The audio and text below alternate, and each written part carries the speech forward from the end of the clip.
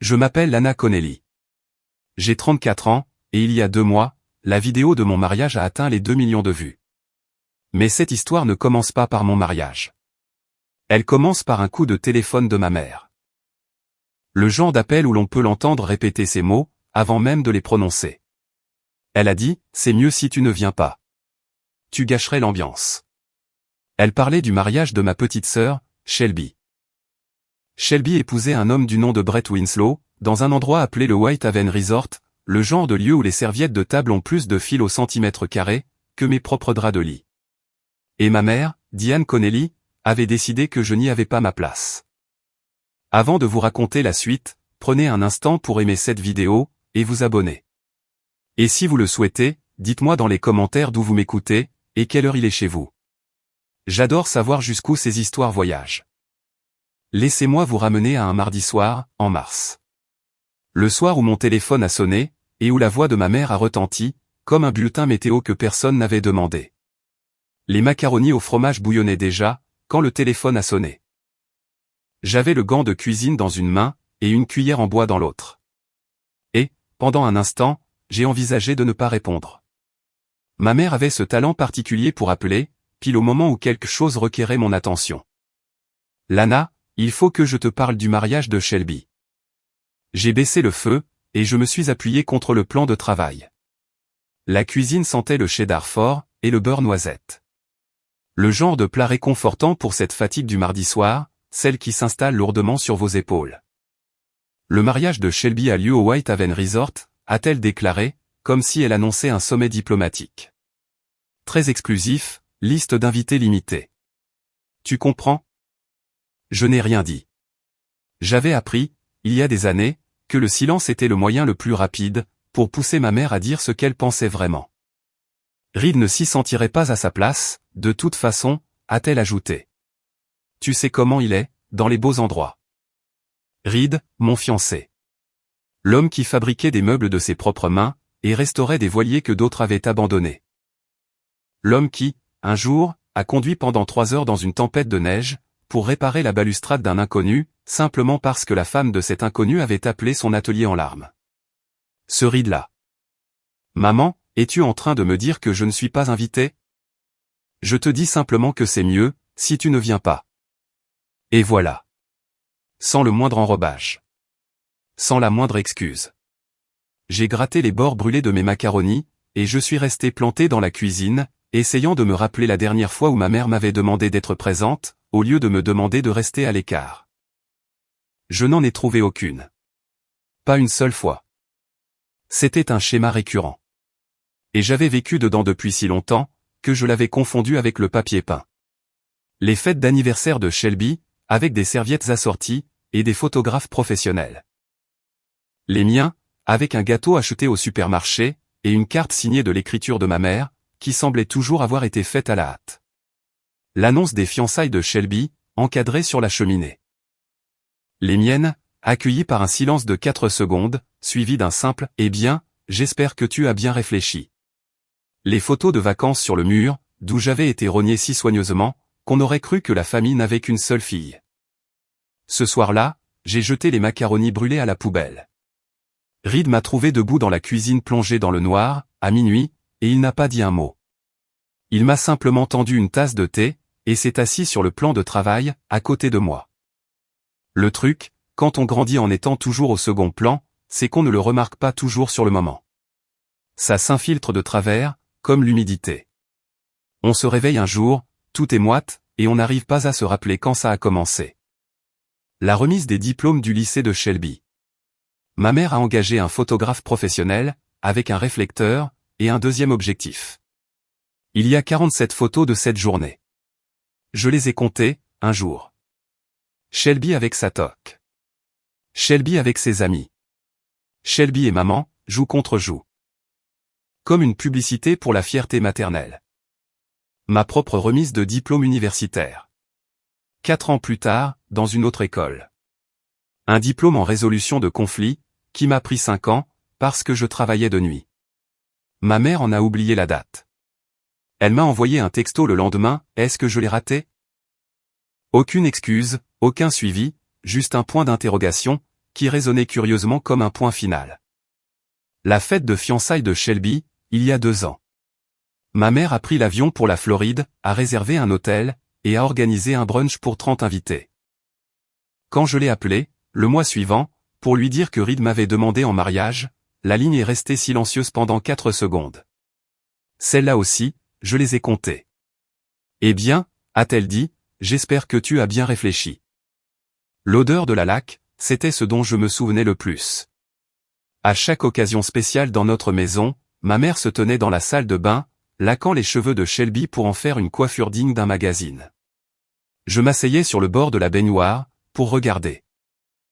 Elle n'a jamais tourné la bombe vers moi. Pas une seule fois. Il m'a fallu beaucoup de temps pour comprendre que je n'étais pas le problème. Mon visage l'était. Je ressemblais à mon père. L'homme qui est parti quand j'avais 9 ans. L'homme à qui ma mère n'a jamais pardonné son départ. L'homme dont la mâchoire, les sourcils, et l'entêtement silencieux, vivaient dans mon miroir chaque matin. Shelby ressemblait à maman, dorée, photogénique, facile à exhiber. Je ressemblais à l'homme qui lui avait brisé le cœur. Et chaque fois qu'elle me regardait, elle le voyait, lui, franchir la porte. Un soir, j'ai fouillé dans le garage, et j'ai trouvé une boîte en carton, cachée derrière les décorations de Noël. À l'intérieur, il y avait toutes mes photos d'enfance, celles qui étaient autrefois accrochées au mur. Toutes retirées de leur cadre, empilées face vers le bas, les bords ramollis par l'humidité. Les photos de Shelby étaient toujours sur la cheminée, sans une once de poussière, joliment rétroéclairées. J'ai remis la boîte à sa place. Certaines preuves n'ont pas besoin d'un tribunal. Elles nécessitent simplement que vous arrêtiez, enfin, de faire semblant de ne pas les voir. L'atelier de Reed se trouvait au bout d'un chemin de gravier, qui serpentait le long de la rivière, juste après un bosquet de bouleaux, et une boîte aux lettres qui n'était plus assortie à la maison depuis des années. Le bâtiment était vieux, un hangar à bateaux reconverti, avec un toit en tôle, qui était passé du rouge à la rouille, puis de nouveau au rouge. À l'intérieur, ça sentait l'huile de lin et la sûre, ainsi que cette chaleur si particulière du bois, quand il est travaillé à la main. Quand je m'y suis rendu en voiture, le lendemain du coup de téléphone, Reed ponçait la coque d'un voilier de 1942, qu'il restaurait depuis 8 mois.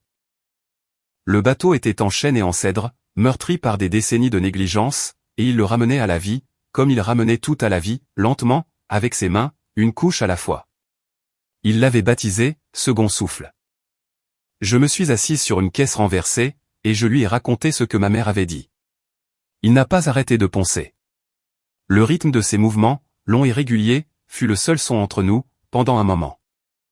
Ta mère n'est pas la pire personne que je connaisse, a-t-il finalement dit.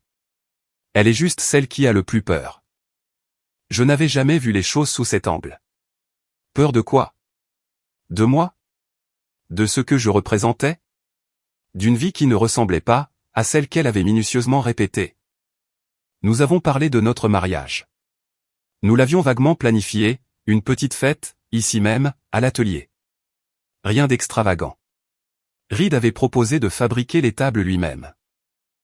De mon côté, j'avais commencé à récolter des graines de fleurs sauvages, dans le jardin de Margot Tillman, notre voisine. Nous n'avions pas de tableau de budget, ni d'organisateur d'événements. Nous avions une rivière, une belle lumière, et une centaine de personnes, qui connaissaient vraiment nos prénoms. Elle a dit que tu ne serais pas à ta place au White Haven, lui ai-je avoué.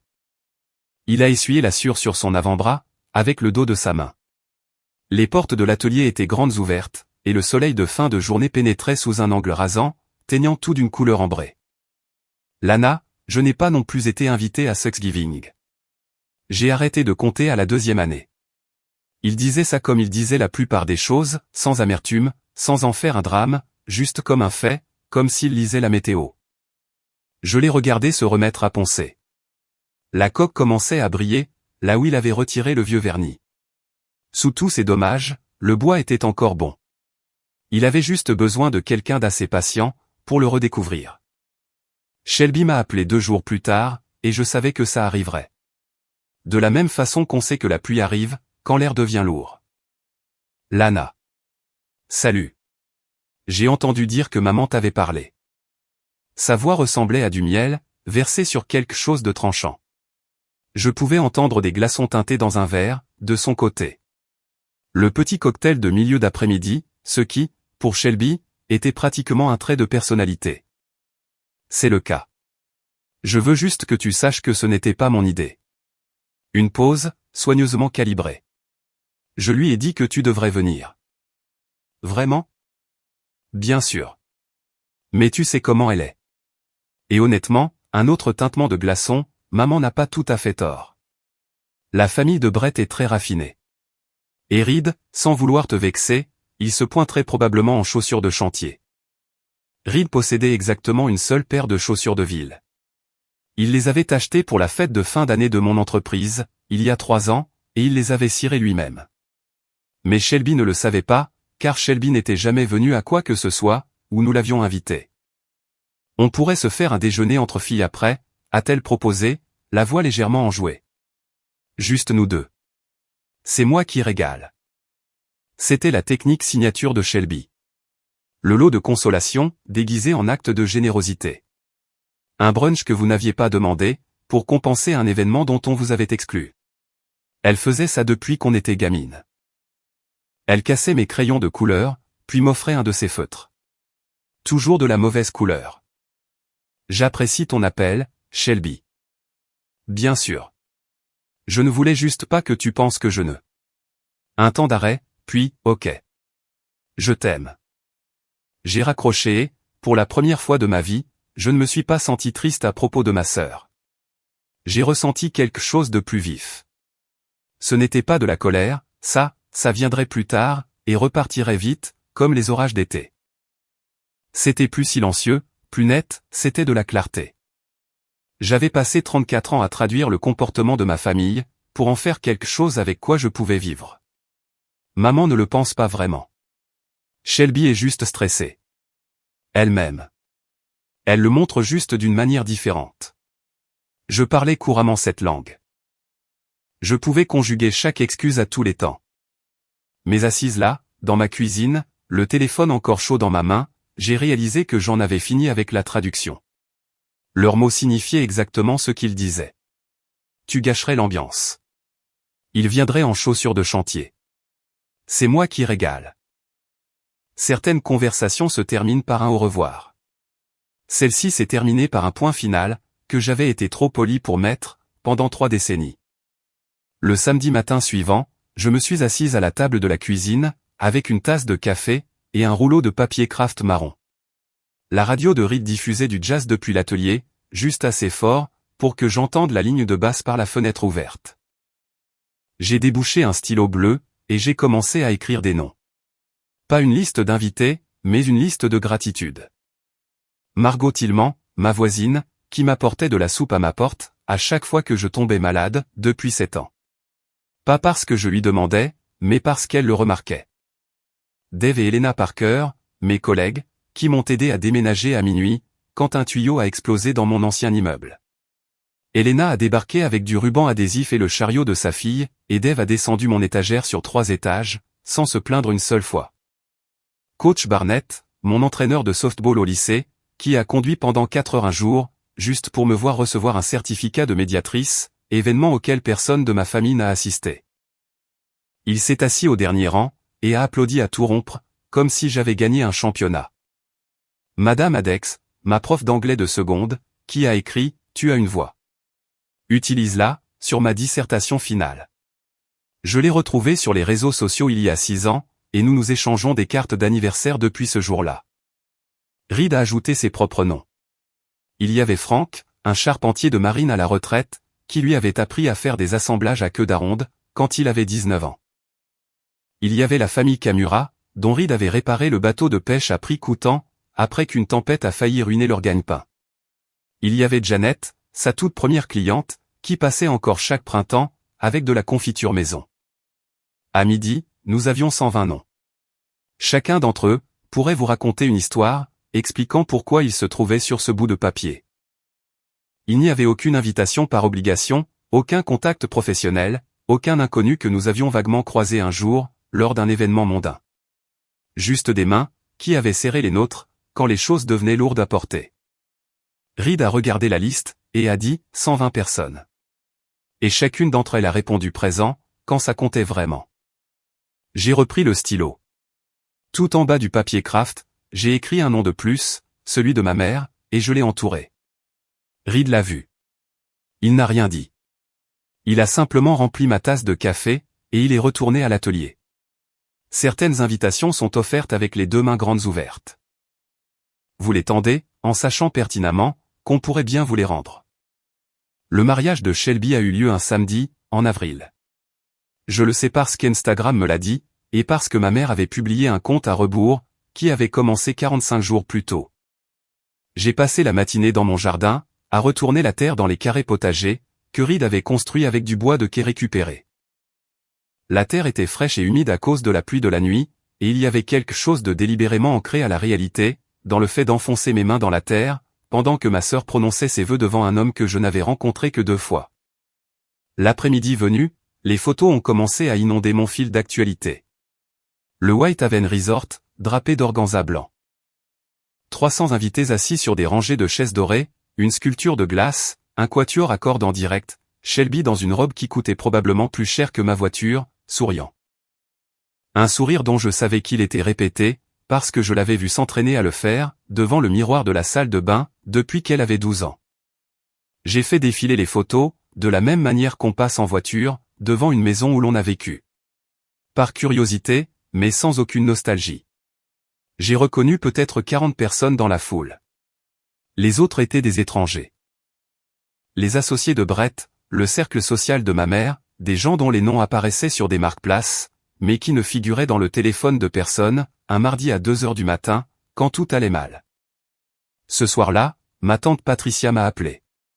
Patricia était la sœur cadette de ma mère, et le seul membre de la famille, qui me traitait encore comme si j'existais de façon délibérée.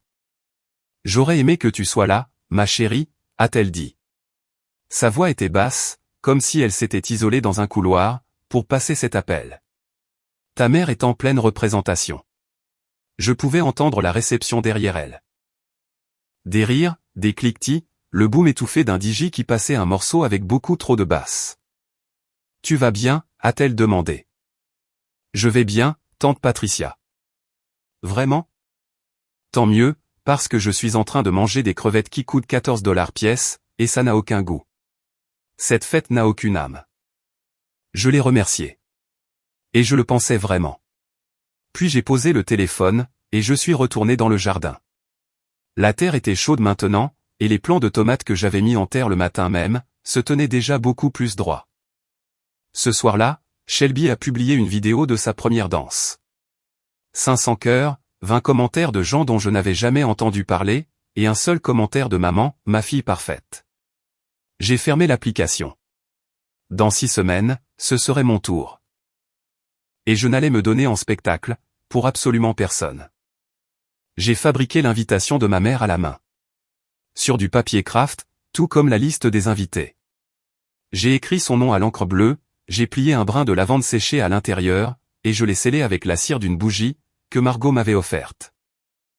C'était le genre d'invitation, qui ne demandait rien d'autre, que votre simple présence. Tu es sûr de toi, a demandé Reed. C'est ma mère. Je sais. C'est pour ça que je pose la question. Je l'ai posté un lundi. Dès le jeudi, j'avais déjà cessé d'attendre une réponse. Pas parce que j'avais abandonné, mais parce que j'avais géré les silences de ma mère pendant si longtemps, que j'avais appris à respirer à travers eux. Elle a appelé le vendredi. Je faisais la vaisselle. Je me suis essuyé les mains sur mon jean, et j'ai décroché. Un atelier de bateau, a-t-elle dit, de la même façon qu'on dirait, une scène de crime. D'un ton plat, et horrifié. Tu veux que je m'assoie sur un quai, pour te regarder épouser ce charpentier? C'est un artisan restaurateur, maman. Et oui, il y aura une chaise avec ton nom dessus. Lana, sois réaliste. Ce n'est pas un mariage. C'est le nôtre. Elle a fait une pause.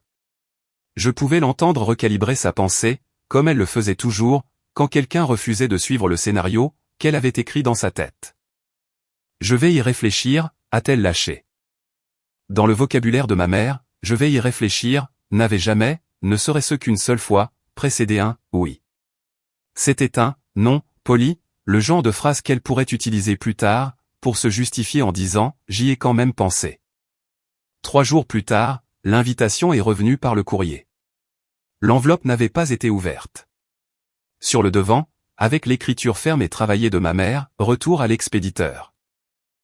Aucun mot, aucune explication, juste ces 3 mots, écrits avec la même encre bleue, que j'avais utilisée pour écrire son nom, comme si elle avait choisi cette couleur exprès.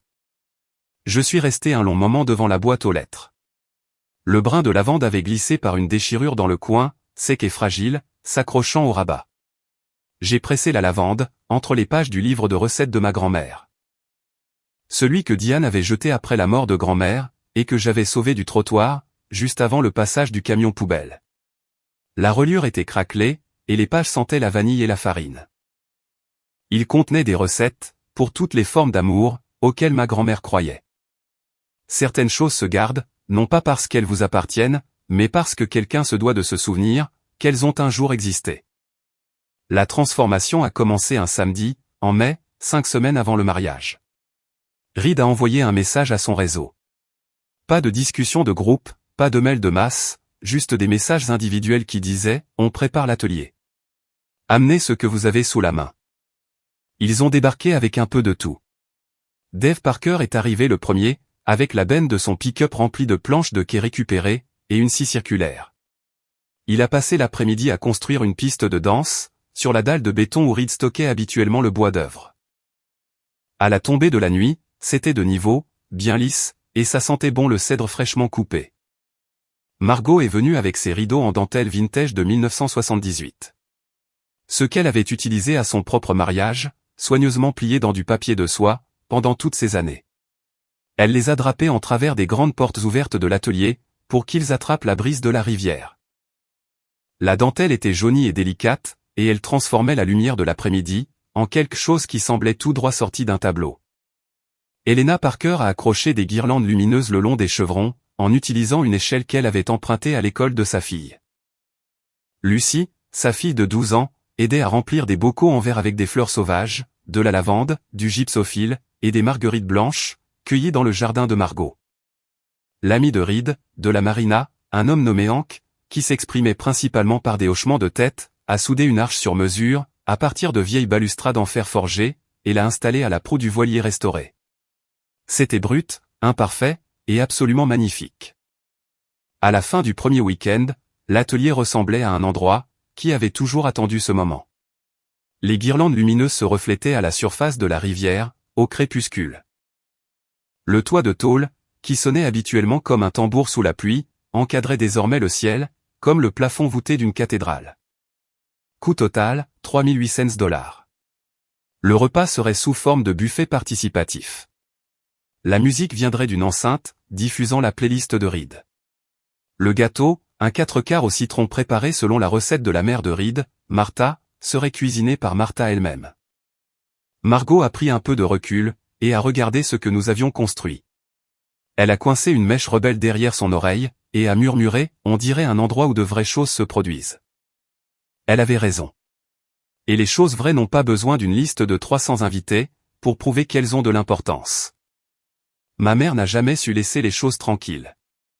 2 semaines après le retour de son invitation, tante Patricia m'a appelé, avec ce genre de voix que l'on prend, quand on essaie de ne pas paraître alarmé.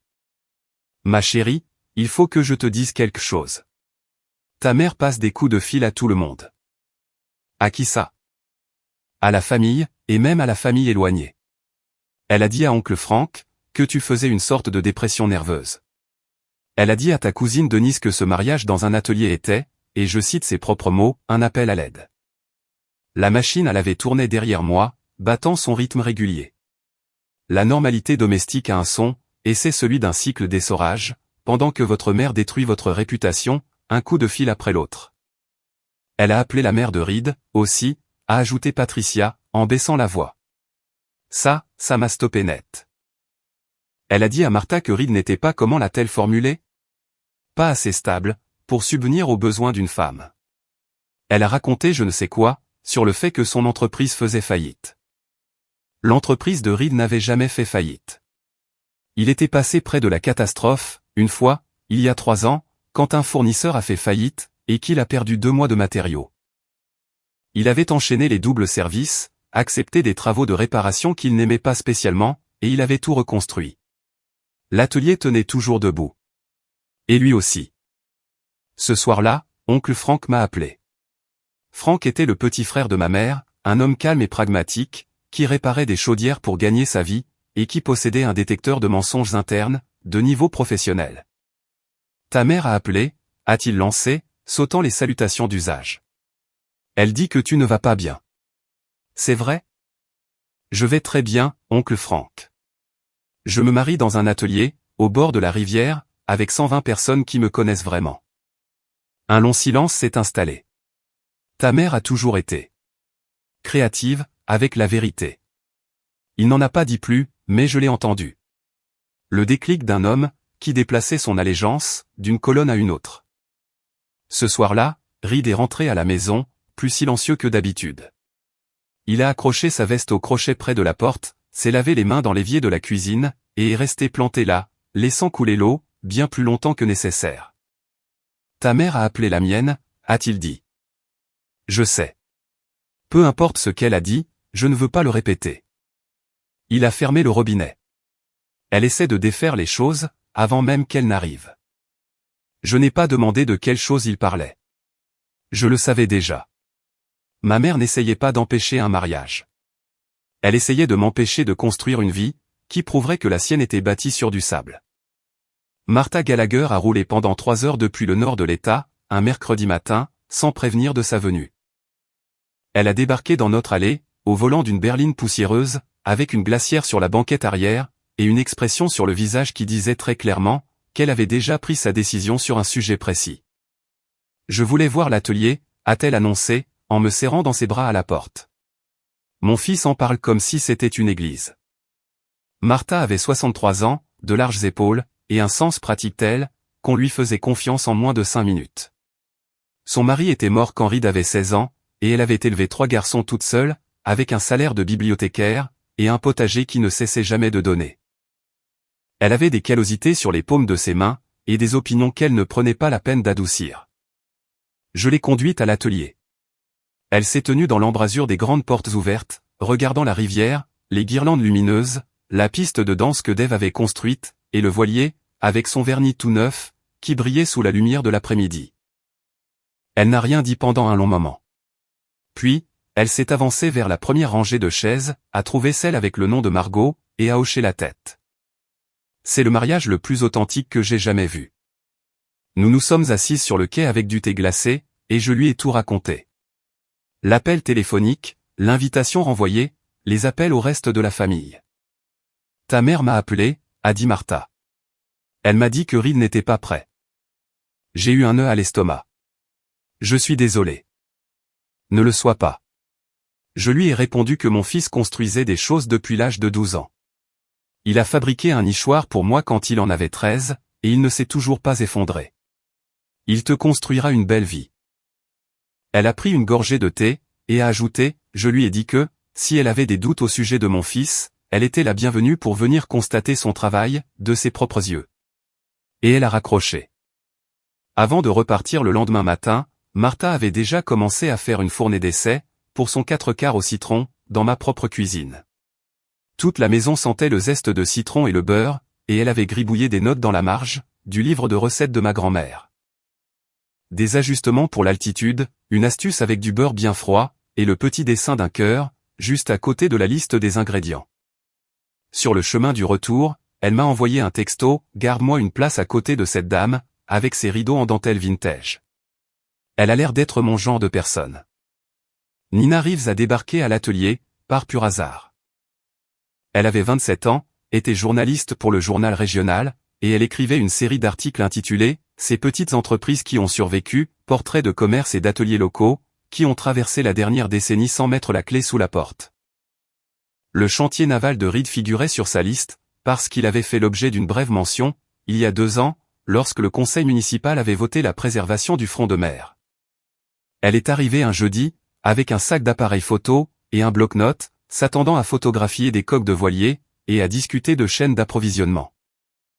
Au lieu de cela, elle a trouvé des guirlandes lumineuses accrochées aux chevrons, et des bocaux de fleurs sauvages, posés sur la moindre surface plane. Vous allez vous marier ici, a-t-elle demandé, en levant les yeux vers les rideaux de dentelle, qui captaient la lumière. Le mois prochain, lui ai-je répondu. J'étais en train de trier les cartes de placement, sur la longue table, près de la porte. Le regard de Nina s'est posé sur le voilier, puis sur la piste de danse, et enfin sur la corde à linge, que j'avais tendue entre deux chaînes, à l'extérieur des grandes portes.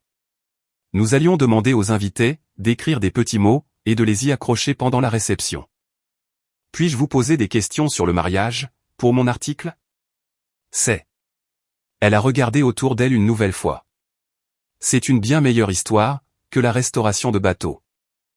Je lui ai raconté la version courte. Nous nous marions ici, parce que c'est là que nous avions construit notre vie. 120 personnes. Chacune d'entre elles, triée sur le volet par nos souvenirs. Un repas participatif, un gâteau fait maison. Elle a demandé si elle pouvait apporter une caméra vidéo, le jour J. Une installation légère, aucune perturbation, juste pour filmer quelques minutes de la cérémonie, et du lieu. J'ai dit oui. Non pas parce que je voulais de la publicité, mais parce que Nina regardait l'atelier, de la même façon que Margot l'avait fait, comme si elle voyait quelque chose, dont elle avait oublié l'existence. Ça va faire une très belle histoire, a-t-elle affirmé, en rangeant son appareil photo. J'ai cru qu'elle parlait du profil de l'entreprise. Elle était déjà passée à autre chose, mais je ne le savais pas encore, et c'était probablement mieux ainsi. Si j'avais su ce que sa caméra allait déclencher, j'aurais peut-être dit non, ou peut-être pas. C'est difficile à dire. Certaines choses sont faites pour être vues, par bien plus de 120 personnes. Le flash de l'appareil de Nina a rebondi sur la coque de « second souffle » et a inondé l'atelier d'une lumière chaude et dorée, l'espace d'une seule seconde. Puis il s'est éteint, et l'après-midi a suivi son cours. Les failles dans le mariage parfait de Shelby me sont parvenues par l'intermédiaire de tante Patricia, qui avait ce don pour annoncer les mauvaises nouvelles, à la manière dont un médecin annonce un diagnostic. Calmement, avec juste assez de détails, pour vous forcer à prêter attention. Shelby et Brett se sont disputés, a déclaré Patricia. À la réception. Devant tout le monde. J'étais assise sur le quai de l'atelier, les pieds ballants au-dessus de l'eau. La pluie commençait à tomber. Doucement, le genre de pluie qui tapote le toit en tôle, avec un rythme sur lequel on pourrait presque régler une montre. La mère de Brett a coincé Diane près du buffet des desserts, a poursuivi Patricia. Elle lui a dit, et je paraphrase, parce que ses mots exacts étaient bien pires, je ne connais pas la moitié des gens ici. Qui sont ces personnes? Il s'est avéré que la moitié des 300 invités de Shelby étaient des ajouts de Diane. Son club de lecture, ses amis de l'église, la famille de son coiffeur, des gens que Shelby n'avait même jamais rencontrés. Des gens qui étaient là, simplement parce que Diane voulait un public, pour la superproduction qu'elle préparait depuis 2 ans. Shelby a pété les plombs. Elle a tiré Diane dans la suite nuptiale, et lui a hurlé dessus. Tu as invité tout ton club de lecture. C'était censé être mon jour. Et Diane? Diane a répondu, j'ai payé la moitié de tout ça. J'invite qui je veux. J'ai fermé les yeux.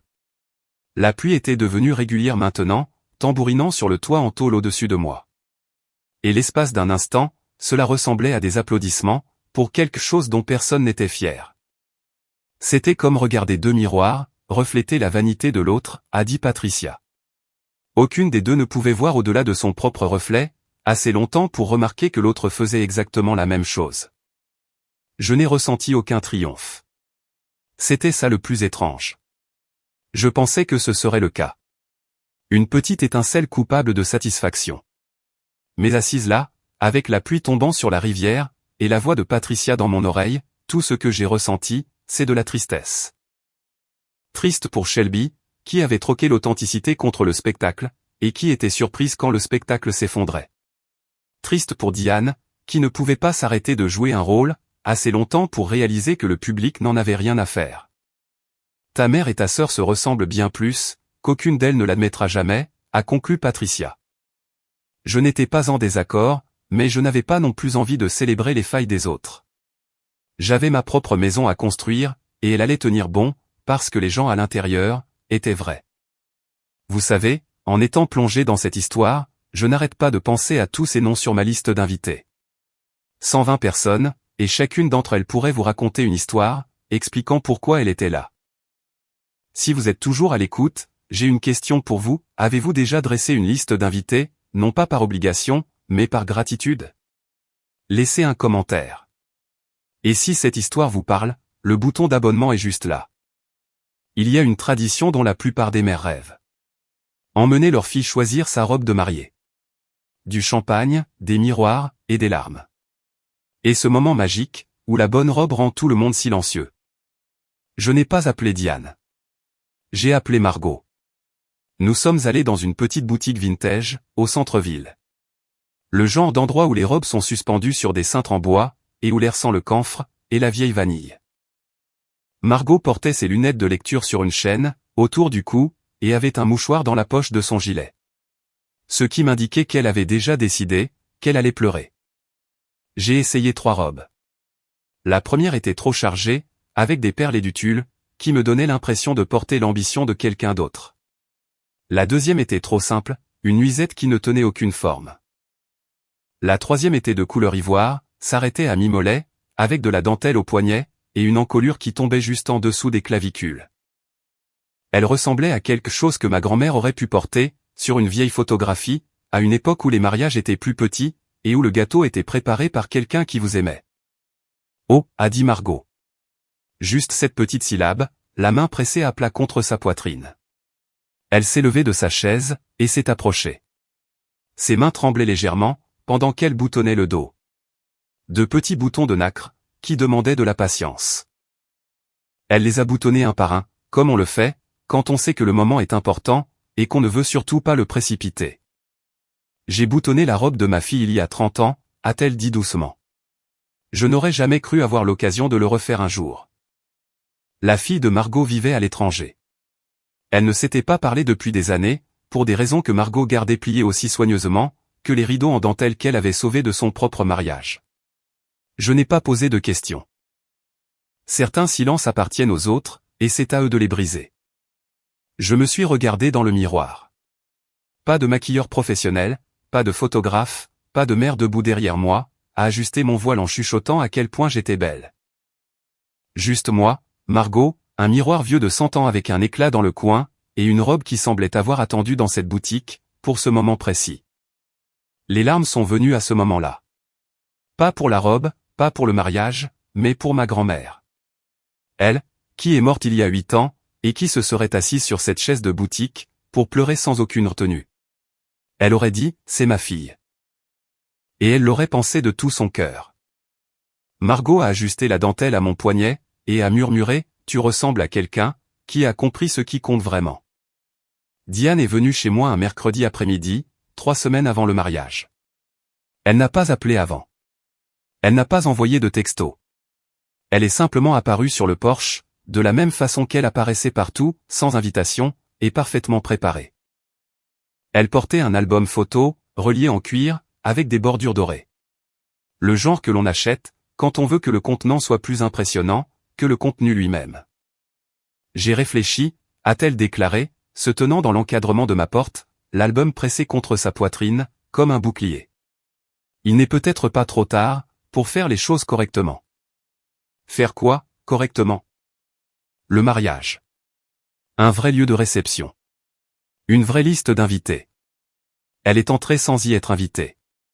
Je peux t'aider à organiser. Elle a posé l'album sur la table de la cuisine, et l'ouvert sur une page du mariage de Shelby. Des clichés de professionnels, filtrés et sur papier glacé. Chaque visage sous un éclairage parfait. C'est à ça que devrait ressembler un mariage, a-t-elle affirmé. Je connais du monde. Je peux avoir le White Haven en semaine, avec une réduction. Je me suis appuyé contre le plan de travail, et je l'ai laissé parler. C'était son mode de communication préféré. Le monologue déguisé en conversation. Elle a continué à déblatérer sur les traiteurs, les thèmes de couleur, et le nombre d'invités. Et j'ai réalisé ce qu'elle faisait réellement. Elle n'offrait pas son aide. Elle offrait son contrôle. Ce même contrôle qu'elle avait exercé sur le mariage de Shelby, et qu'elle essayait maintenant d'étendre au mien, comme une vulgaire franchise. Maman, ai-je dit.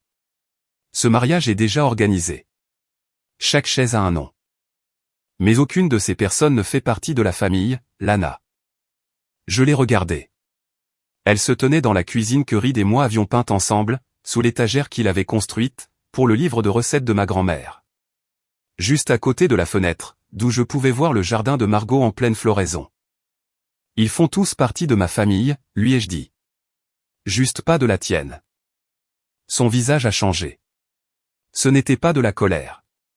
C'était quelque chose de plus brut. Quelque chose qui ressemblait à de la peur. Le genre de peur qui survient, quand vous réalisez que vous avez été exclu de quelque chose, que vous supposiez vous appartenir pour toujours. Elle est partie sans finir son café. L'album photo est resté sur la table. J'ai ouvert l'album ce soir-là. Chaque page n'était que Shelby. Shelby et Brett. Shelby et maman. La famille élargie.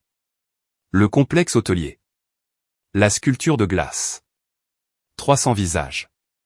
Mais il y avait des trous. Des pages où des photos avaient été retirées. Des emplacements, avec ces petits coins triangulaires blancs, qui ne tenaient plus rien. Chaque photo de moi avait été retirée, de façon systématique et totale. J'ai refermé l'album, et je l'ai mis dans le garage, à côté de la boîte, à côté de tout le reste de ce qu'elle avait effacé. 2 semaines avant le mariage, je me suis promené seul dans l'atelier, au crépuscule. Les guirlandes lumineuses étaient allumées, alimentées par une rallonge que Reed avait tirée depuis le tableau électrique principal.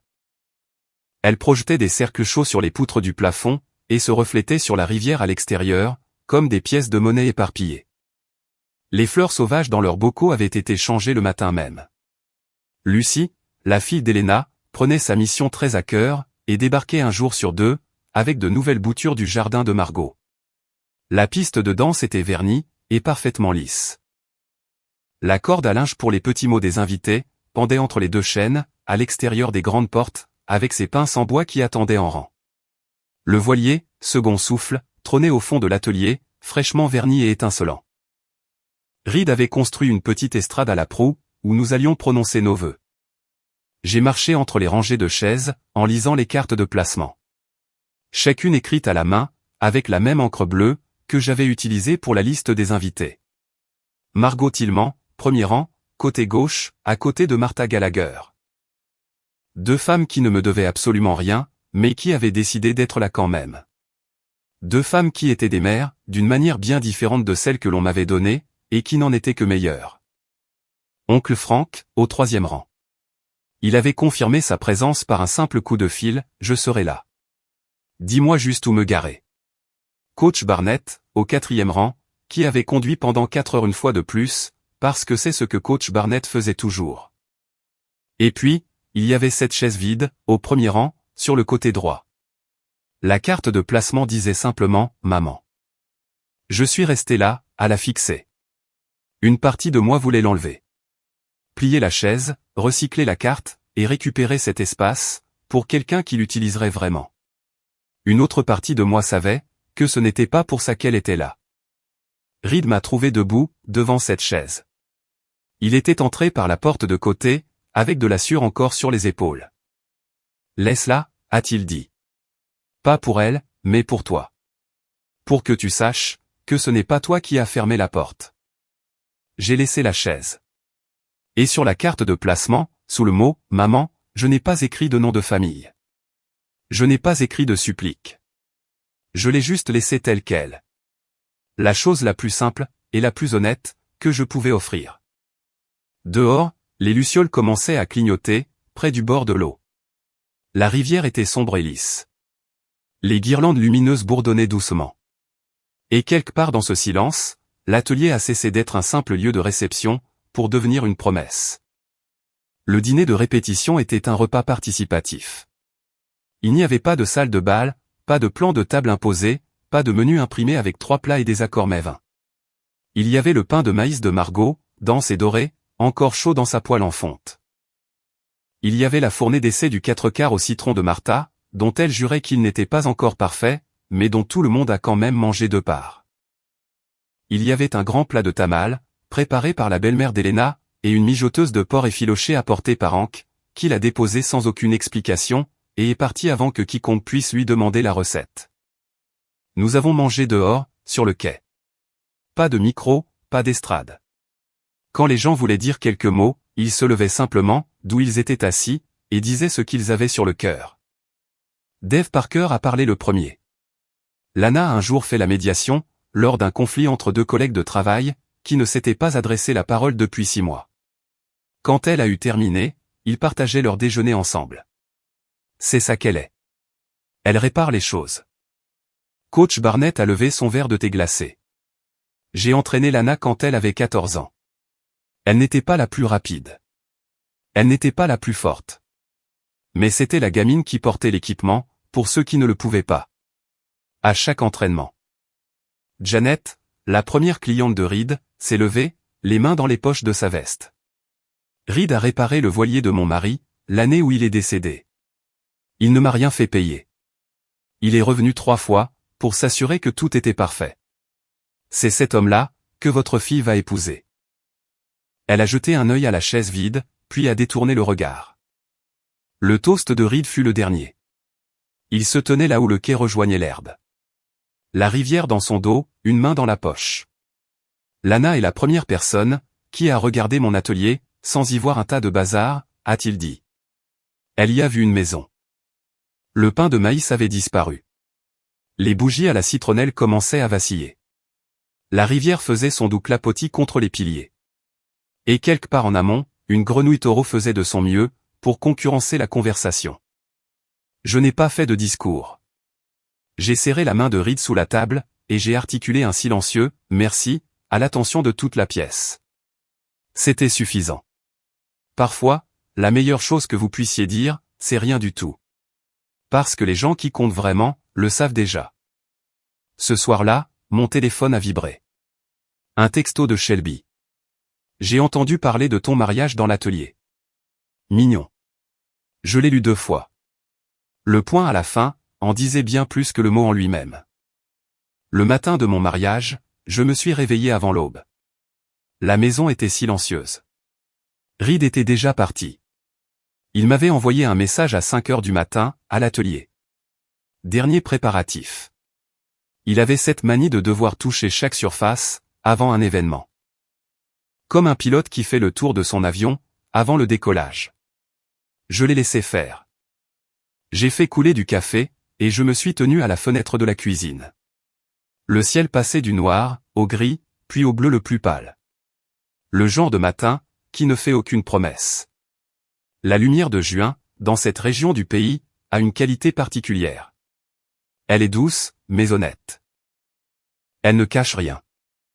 Margot est arrivée à 7 heures, portant un bouquet qu'elle avait assemblé, dès l'aube, avec les fleurs de son jardin. De la lavande, du gypsophile, des marguerites blanches, et une branche de romarin. Parce que, a-t-elle dit, c'est pour le souvenir. Ta grand-mère aurait voulu être là. Elle m'a aidé à enfiler la robe, fermant les boutons de nacre dans le dos, un par un.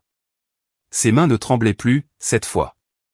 Elle s'était entraînée sur le mannequin de la boutique vintage, a-t-elle avoué plus tard.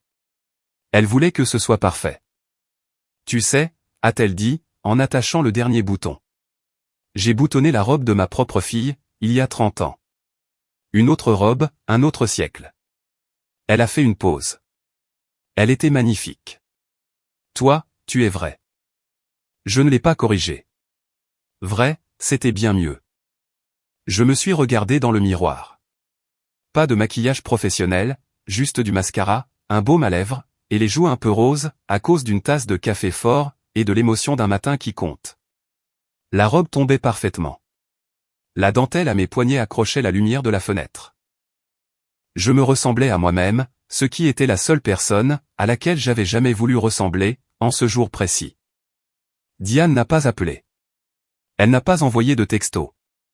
Le téléphone est resté posé sur le meuble de la salle de bain, silencieux, et définitif. J'avais laissé de la place pour cela.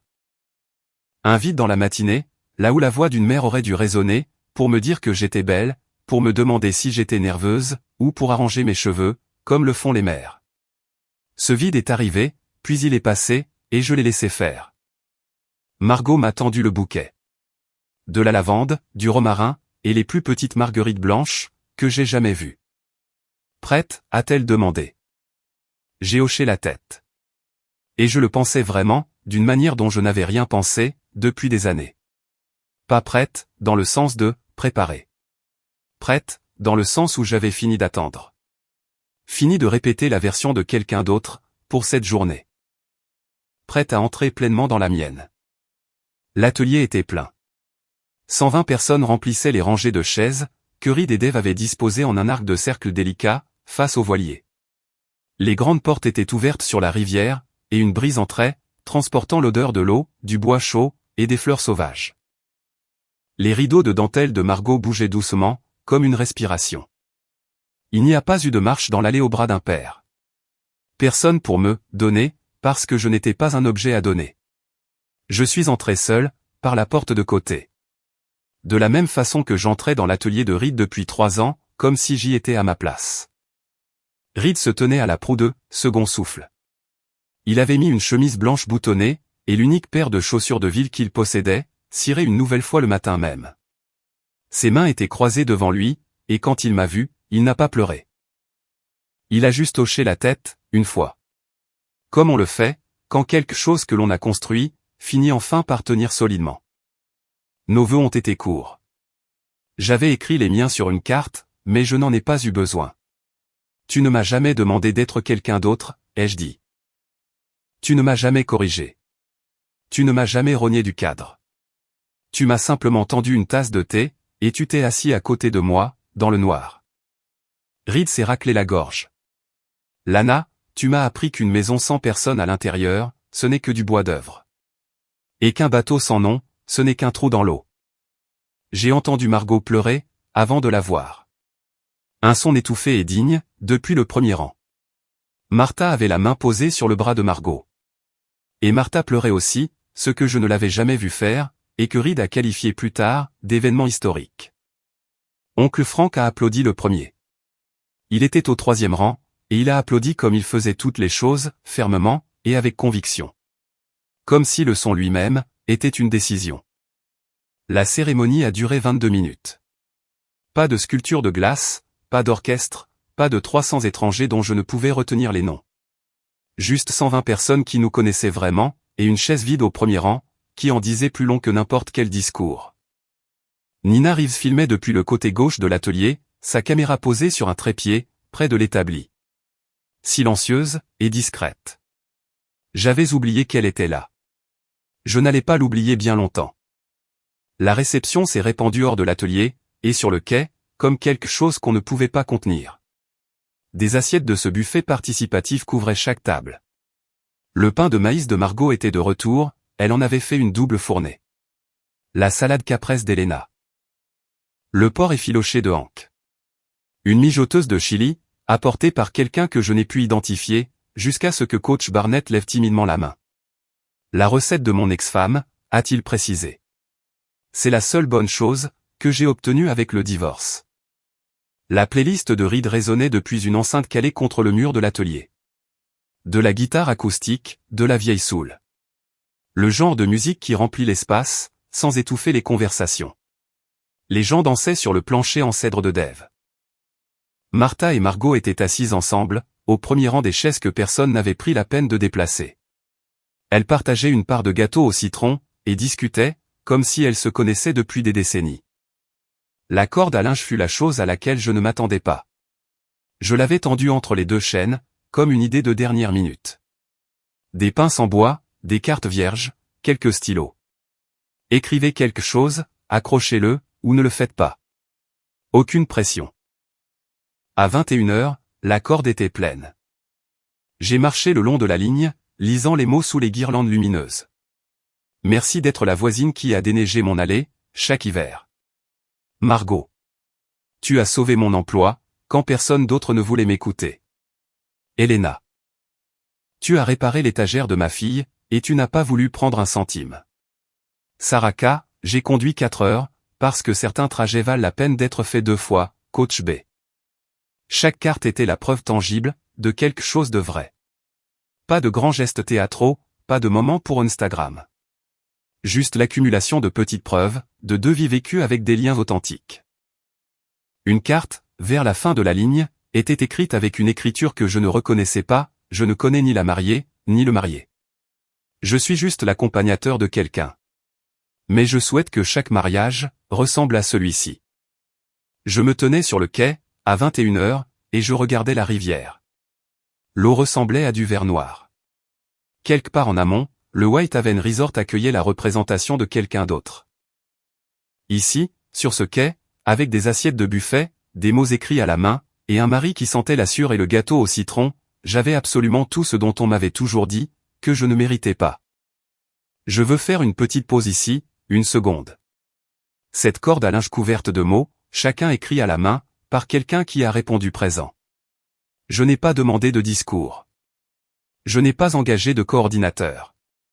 Les gens ont simplement écrit ce qu'ils ressentaient. Si vous êtes arrivé jusqu'ici dans l'histoire, vous faites aussi partie de mes proches. Cliquez sur « J'aime », partagez ceci avec quelqu'un qui a besoin de l'entendre, et continuons. 3 jours après le mariage, mon téléphone a sonné. J'étais en train de déballer des cadeaux, dans la cuisine. C'était Nina.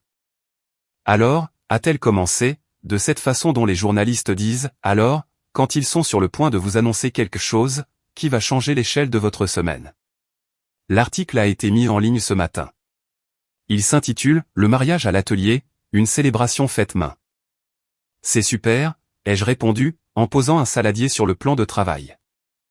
Il y a une vidéo de 4 minutes avec la cérémonie, le lieu, les petits mots sur la corde à linge, le coucher de soleil. Elle a marqué une pause. Elle en est à 50 000 vues. Je me suis assise. 50 000. Mon rédacteur en chef veut que je la propose aux médias régionaux. Lana, cette histoire a du potentiel. À midi, elle avait atteint les 100 000 vues. Je regardais le chiffre grimper sur mon téléphone, comme la température sur un thermomètre. Personne ne m'avait demandé de vérifier. Les commentaires ont commencé à pleuvoir. C'est à ça que ressemble un vrai mariage. Je suis allé à des mariages qui ont coûté 10 fois plus cher que ça, et je n'ai rien ressenti. Qui était censé s'asseoir sur cette chaise vide? La chaise vide. Il l'avait vue. La caméra de Nina s'était attardée dessus, pendant 3 secondes. Juste assez longtemps, pour que la carte de placement soit lisible. Juste assez longtemps, pour que l'absence se fasse sentir. Au soir, 200 000 personnes que je n'avais jamais rencontrées, partageaient des extraits de nos vœux, des mots sur la corde à linge, du moment où la rivière avait capté les dernières lueurs du jour, et où l'atelier était devenu doré. Ils ne partageaient pas un simple mariage. Ils partageaient quelque chose qu'ils reconnaissaient. Une soif d'authenticité, dans un monde qui les nourrissait avec du contenu filtré. Je ne savais pas comment réagir. J'avais passé un mois, à construire quelque chose de petit, et d'honnête. Et maintenant, Internet faisait ce qu'Internet sait faire, transformer l'intimité en contenu, et la tendresse en trafic. Ce n'était pas mal intentionné. Ce n'était juste pas prévu. Reed est rentré de l'atelier vers 22h. Il m'a vu fixer mon téléphone, et s'est penché par-dessus mon épaule. Combien?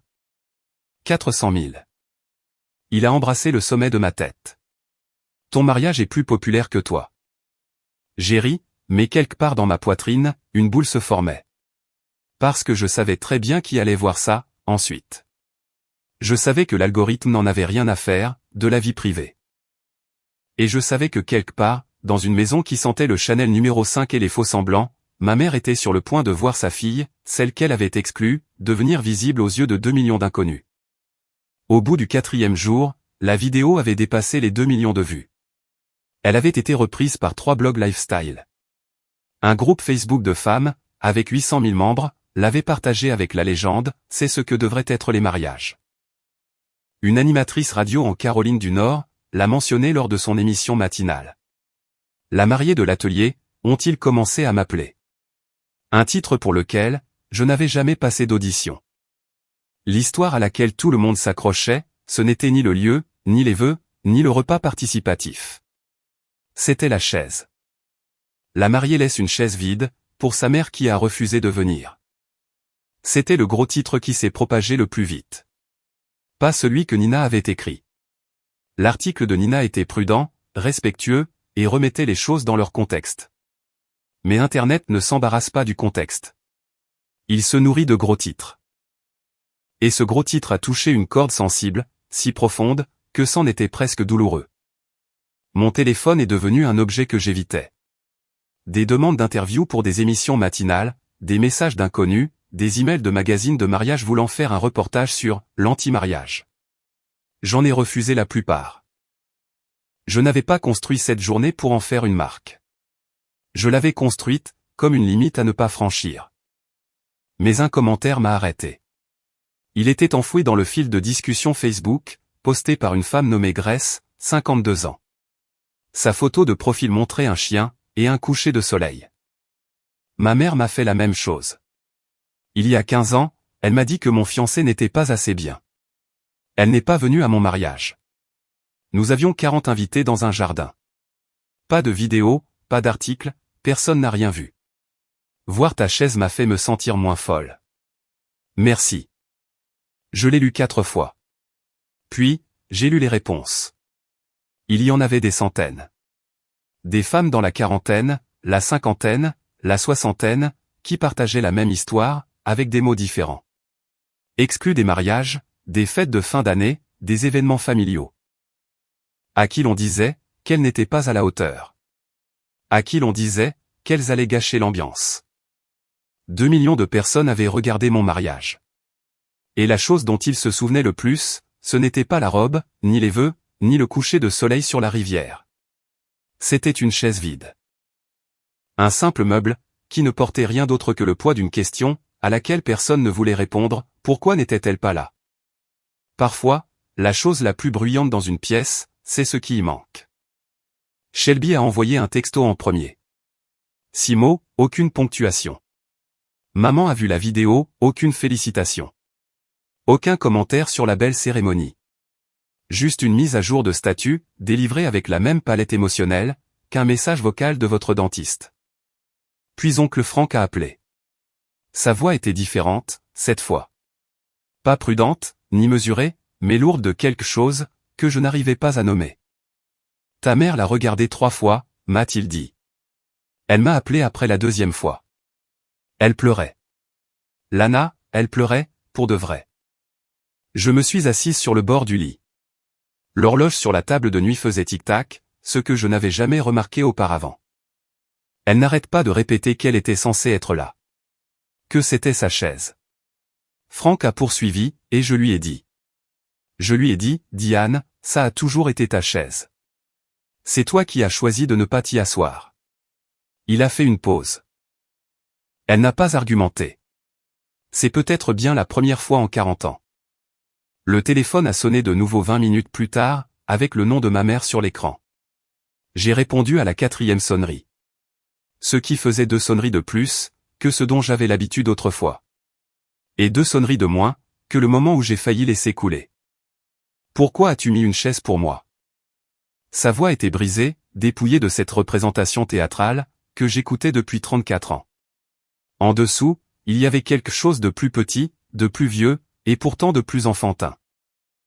La voix d'une femme qui avait passé tant de temps à contrôler la scène, qu'elle avait oublié comment parler sans un scénario. Parce que je te voulais là, maman.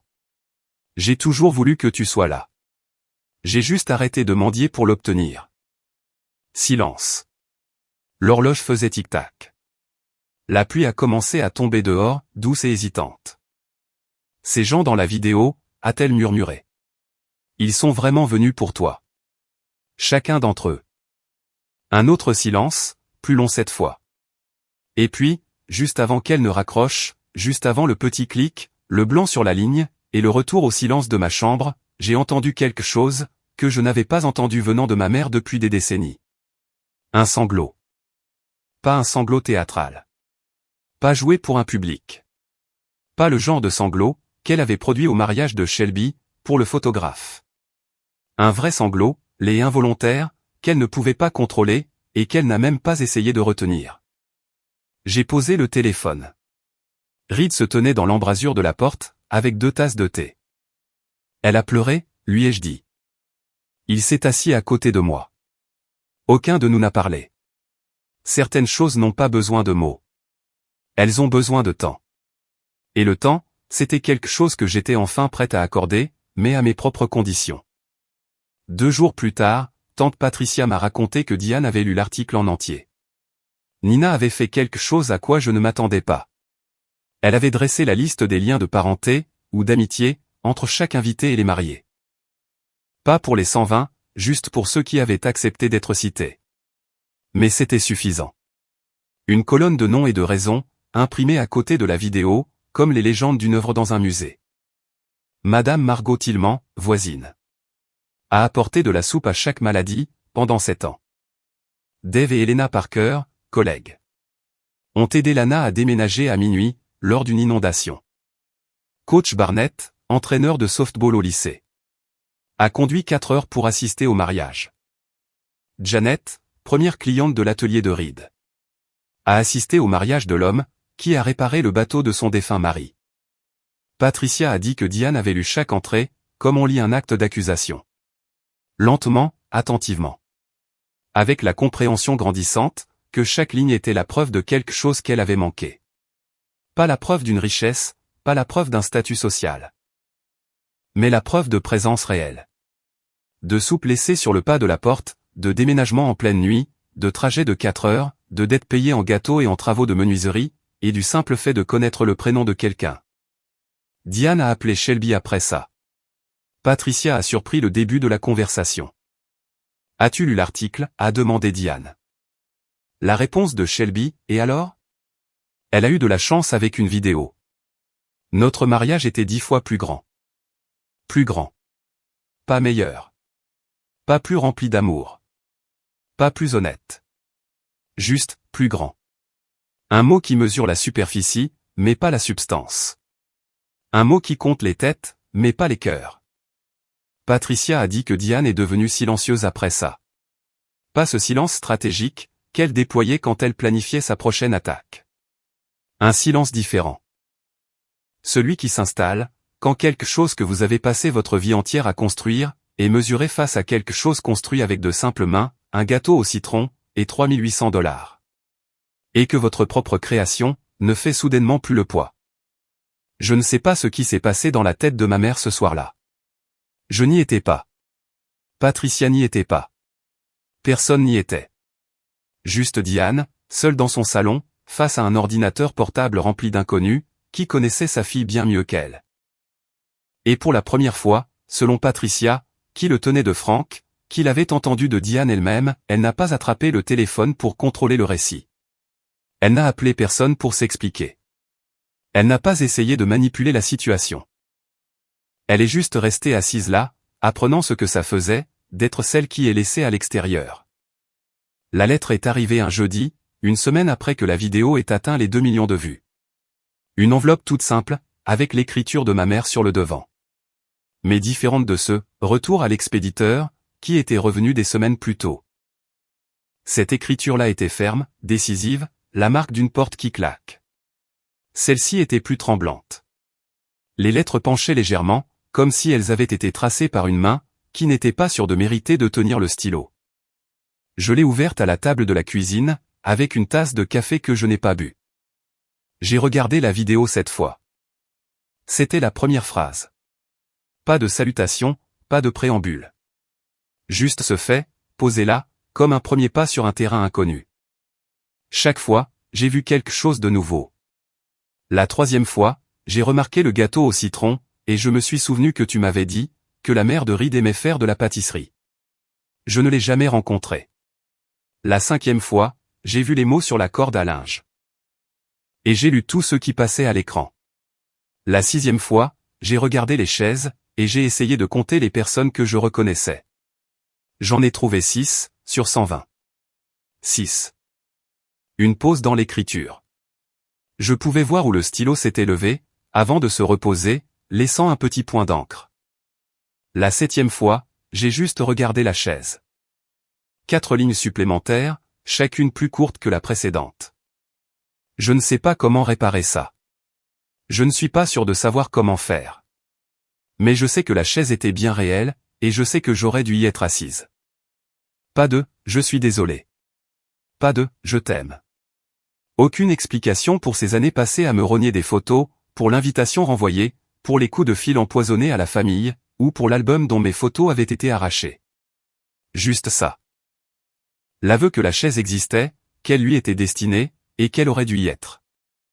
C'était ce qui se rapprochait le plus de l'honnêteté, de la part de ma mère. Et c'était écrit avec une écriture que je ne lui connaissais pas, incertaine, humaine, minuscule. J'ai lu la lettre 3 fois. Puis, je l'ai rangée dans le livre de recettes de ma grand-mère, entre la page du gobelet aux pêches, et le brin de lavande pressé de l'invitation, qu'elle m'avait renvoyée. Je n'ai pas répondu. Non pas parce que je ne le voulais pas, mais parce que certaines portes doivent rester ouvertes, sans qu'on les pousse. Si elle décide de la franchir, ce devra être avec ses propres pieds. 3 mois après le mariage, la vidéo atteignait les 3,2 millions de vues, et j'avais arrêté de compter. La vie avait repris la forme qu'elle était censée avoir. Reed était de retour dans l'atelier, à poncer, à mesurer, et à parler au bois, comme certains hommes parlent aux chiens. Avec patience, affection, et sans vraiment s'attendre à être compris. La sciure de bois était de retour. L'odeur de l'huile de lin était de retour. Le rythme des marteaux, des scies, et des mesures, était de retour. Mon cabinet de médiation avait gagné en activité. Pas à cause de la vidéo, ou du moins, pas directement. Mais quelques clients l'ont mentionné, lors de leur appel. J'ai vu votre mariage, m'a dit une femme lors du premier entretien. Je me suis dit que, si vous pouviez gérer ça, vous pourriez gérer mon propriétaire. Je n'ai pas cherché à contredire sa logique. Margot et Martha étaient devenues amies. De vrais amis. Le genre d'amis qui s'appelle un mardi après-midi, sans aucune raison particulière. Martha descendait une fois par mois, et elle s'asseyait sur le porche de Margot, à boire du thé glacé, et à discuter de choses dont je n'étais pas dans le secret. Tes deux mères, les appelait Reed. Je ne l'ai pas corrigé. Du côté de Shelby, le silence. Complet et total. Elle n'avait pas rappelé depuis son texto jugeant mon mariage, mignon. Elle n'avait pas commenté la vidéo. Elle existait dans l'espace situé entre l'histoire, et la suite de l'histoire. Présente, non résolue, mais pas encore prête à entrer dans la pièce. Je n'ai pas cherché à la rattraper. Certaines personnes ont besoin de venir frapper à la porte d'elles-mêmes. Les bousculer ne fait que les inciter à verrouiller la leur. Diane, un seul texto, il y a 2 semaines. Quelques mots, qu'il lui a fallu 61 ans pour taper. La recette du gâteau au citron de Martha. Pourrais-tu la lui demander? Je l'ai fixée pendant un long moment. Ce n'était pas des excuses. Ce n'était pas un rameau d'olivier. C'était quelque chose de plus modeste, et peut-être de plus courageux. La reconnaissance que Martha existait, que la recette de Martha existait, et que mon monde contenait des choses, auxquelles elle n'avait pas accès. Et elle était, pour la toute première fois, en train de demander, au lieu d'exiger. J'ai transféré le message à Martha. Elle a envoyé la recette dans l'heure qui a suivi, accompagnée d'un petit mot, dis-lui que l'astuce, c'est le beurre bien froid. Reed a terminé la restauration de « Second souffle » cette semaine-là. Il l'a mis à l'eau un dimanche après-midi. Margot et Martha étaient assises sur le quai, regardant le bateau glisser sur l'eau, ses voiles blanches attrapant le vent, pour la première fois depuis 60 ans. Magnifique, a murmuré Margot. Mais elle ne regardait pas le bateau. Je préparais un gobelet aux pêches un samedi, quand le livre de recettes s'est ouvert à la mauvaise page. Ou à la bonne. La reliure était craquelée. Elle l'avait toujours été. Depuis que je l'avais sauvée du trottoir il y a 8 ans, le lendemain du jour où l'appartement de ma grand-mère avait été vidé, et où ma mère avait décidé que ce livre n'était qu'un encombrant. Je l'avais rapporté à la maison dans un sac de course, j'avais essuyé les taches d'eau sur la couverture, et je l'avais gardé sur l'étagère de ma cuisine, depuis lors. Il s'est ouvert à la page située entre le gobelet aux pêches, et le crumble aux pommes. La page où j'avais pressé la lavande séchée de l'invitation retournée. Et juste à côté de la lavande, la lettre de Diane. Pliée en 2, glissée là, comme un marque-page. J'ai regardé la page en dessous. L'écriture de ma grand-mère, effacée mais toujours lisible, dans la marge, à côté de la recette du gobelet, pour quand vous avez de la visite, et que vous voulez qu'il reste. Elle avait écrit cette instruction, comme elle écrivait toutes les autres, de manière très pragmatique. Comme si l'hospitalité était une recette, en soi. Pelez les pêches. Beurrez le moule. Faites-les se sentir les bienvenus. Donnez-leur envie de rester. Ma grand-mère avait compris quelque chose, au sujet des rassemblements, que ma mère n'avait jamais appris. On n'invite pas les gens pour les impressionner. On les invite, parce que la table est bien plus belle, quand ils y sont assis. J'ai regardé le livre de recettes entre mes mains. Ces couches successives étaient visibles, comme des strates géologiques. Les recettes de grand-mère écrites au crayon, et à l'encre délavée. Ma lavande pressée. Les ajustements de Martha pour le gâteau au citron, griffonnés au stylo bleu, lors de sa visite. La lettre de Diane, soigneusement pliée, se reposant entre les pages. Les écritures de 4 femmes, dans un seul livre. 3 d'entre elles avaient répondu présent. L'une d'elles cherchait encore son chemin. J'ai commencé à peler les pêches. La cuisine s'est remplie de l'odeur du sucre, du beurre, et des fruits, qui étaient bien meilleurs pour avoir été un peu meurtris, avant d'être cuits. J'ai appelé Margot. Viens à la maison ce soir. N'apporte rien. J'ai dressé la table pour 4. Reed, Margot, Martha qui se trouvait là, par hasard, ce week-end-là et moi. Quand le coblé fut cuit, j'ai coupé 5 parts. J'ai posé la 5e sur une petite assiette, et je l'ai laissée sur le plan de travail, à côté du livre de recettes. Une vieille habitude, je suppose. Ou de l'espoir. L'un des deux. Je suis retourné à l'atelier, un soir de septembre. 3 mois après le mariage, et bien longtemps après que quiconque ait posé des questions sur la vidéo. Les guirlandes lumineuses étaient toujours accrochées. Reed les avait laissées, parce qu'il aimait leur allure la nuit, et parce que les enlever, aurait donné l'impression d'admettre que tout était terminé. Les fleurs sauvages avaient séché dans leurs bocaux. Leurs pétales étaient recroquevillés et bruns, mais elles restaient belles, de cette façon dont les choses sont belles, quand elles ont rempli leur rôle, et qu'elles ne prétendent pas le contraire. Les chaises avaient été empilées contre le mur. Toutes, sauf une. Elle était toujours là. Au premier rang, sur le côté droit. La carte de placement était abîmée par le temps, maintenant. La pluie l'avait mouillée, par l'entrebâillement des grandes portes, un soir. Mais le mot était toujours lisible. Maman, écrit à l'encre bleue. Sans signature. Je me suis assise dessus. La rivière s'écoulait lentement. Comme elle le fait toujours en septembre, quand la chaleur de l'été se dissipe, et que l'eau se souvient de la façon de prendre son temps. Par les portes ouvertes, je pouvais voir le quai, les boulots, la boîte aux lettres qui n'était toujours pas assortie à la maison. Je pouvais voir la fenêtre de notre cuisine allumée, et Reed qui s'activait derrière, préparant le dîner. Comme il faisait toutes les choses, soigneusement, sans se presser, avec cette confiance tranquille de l'homme, qui fait confiance au processus. Ma mère avait dit que je gâcherais l'ambiance, mais la vérité, c'est que je venais simplement de créer la mienne. Je suis resté assis sur cette chaise, pendant un moment. Je n'ai pas prié. Je n'ai pas fait de vœux. Je n'ai pas préparé de discours, ni planifié de futures conversations. Je me suis juste assise, là où elle était censée s'asseoir, et j'ai regardé le monde à travers le cadre qu'elle aurait vu. La rivière, les lumières, le bateau, les cartes de placement qui voletaient légèrement dans l'air du soir. La vie que sa fille avait construite, sans sa permission. Puis, je me suis levé. J'ai laissé la chaise où elle était. Je n'ai pas pris la carte. Je n'ai pas plié la chaise, ni ne l'ai empilée avec les autres. Je l'ai simplement laissée là. Face à la rivière. Face aux portes ouvertes. Face au soir qui tombait. Certaines chaises restent vides. Pas comme une punition, pas comme une invitation, juste comme la preuve qu'il y a toujours eu de la place. Je suis rentré à la maison en marchant. Reed avait laissé les fenêtres ouvertes. La lavande de Margot était en fleurs le long du chemin violette, piquante, et bien vivante. Et la lumière de la cuisine était allumée. Chaude, constante. Le genre de lumière que l'on peut apercevoir, de très loin. Le genre de lumière qui vous dit, rentre à la maison. Merci d'être resté jusqu'à la fin. Cette histoire, elle ne parle pas de vengeance. Elle parle du fait de choisir, sa propre liste d'invités pour la vie. Si vous avez déjà dû laisser une chaise vide, pour quelqu'un qui a choisi de ne pas venir, je vous comprends. Laissez un commentaire. Parlez-moi de votre chaise à vous. Et si vous voulez plus d'histoires comme celle-ci, regardez dans la description.